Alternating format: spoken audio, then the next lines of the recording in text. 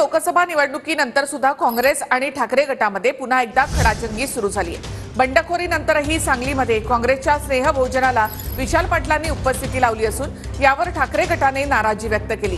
काँग्रेसचे शहर जिल्हाध्यक्ष पृथ्वीराज पाटलांनी कार्यकर्त्यांसाठी स्नेहभोजनाचं आयोजन केलं होतं। यामध्ये विशाल पाटलांना सुद्धा निमंत्रित करण्यात आलं होतं। यावर गल्लीपासून ते दिल्लीपर्यंतची सर्व काँग्रेस विशाल पाटलांच्या मागे आहे का, असा सवाल ठाकरे गटाचे जिल्हाध्यक्ष संजय विभूते यांनी केलाय।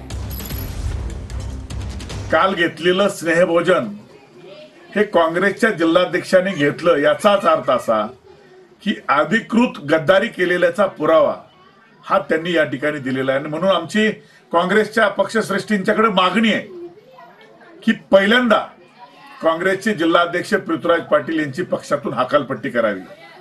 आपण विशाल पाटलांची हकालपट्टी केली नाही, याचा अर्थ असा समजायचा का गल्लीपासून दिल्लीपर्यंतची सर्व काँग्रेस ही विशाल पाटलांच्या बरोबर उभी होती। निवडणुकीनंतर हे स्नेहभोजन झालेलं आहे आणि मी स्पष्टच केलं आता।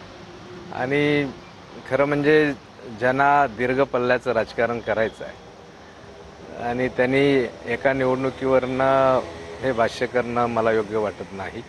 अनेक निवडणुका आता पुढं आहेत। महाविकास आघाडी ही भक्कम राज्यामध्ये आता झालेली आहे। पुन्हा आम्ही एकत्रित निवडणुका लढणार आहोत।